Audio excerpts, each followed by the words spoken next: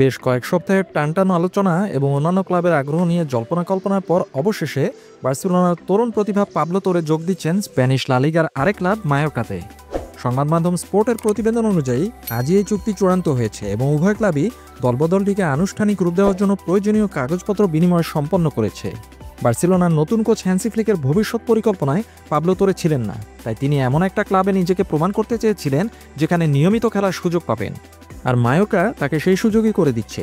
এই দলবদলের সবচেয়ে আকর্ষণীয় দিক হলো এর আর্থিক এবং কৌশলগত শর্তগুলো।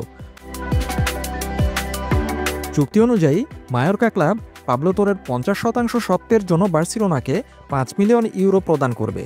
এর অর্থ হলো বার্সেলোনা এই তরুণ মিডফিল্ডারের ভবিষ্যতের ওপর তাদের নিয়ন্ত্রণ বজায় রাখছে এবং বাকি 50% স্বত্ব তাদের কাছেই থাকছে।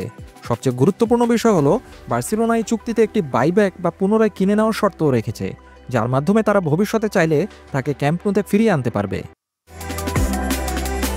বার্সেলোনা ছেড়ে যাওয়ার এই চুক্তিতে পাবলো তোরকে রাজি করানোর পেছনে মূল ভূমিকা পালন করেছেন মায়োর্কার নতুন কোচ জাগোবা আররাসাতে।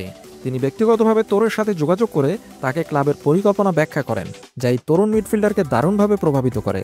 আর রাসাতে তোরের খেলার ধরনের একজন বড় ভক্ত এবং তিনি বিশ্বাস করেন যে এই মিডফিল্ডারই তার নতুন প্রকল্পের মূল ভিত্তি হতে পারেন। মায়োর্কা তোরের নতুন চুক্তিতে প্রায় 25 মিলিয়ন ইউরোর একটি রিলিজ ক্লজও যুক্ত করবে। আগামী সপ্তাহেই পাবলো তোরে মায়োর্কাতে যাবেন এবং তার নতুন সতীর্থদের সাথে অনুশীলনে যোগ দেবেন বলে আশা করা হচ্ছে।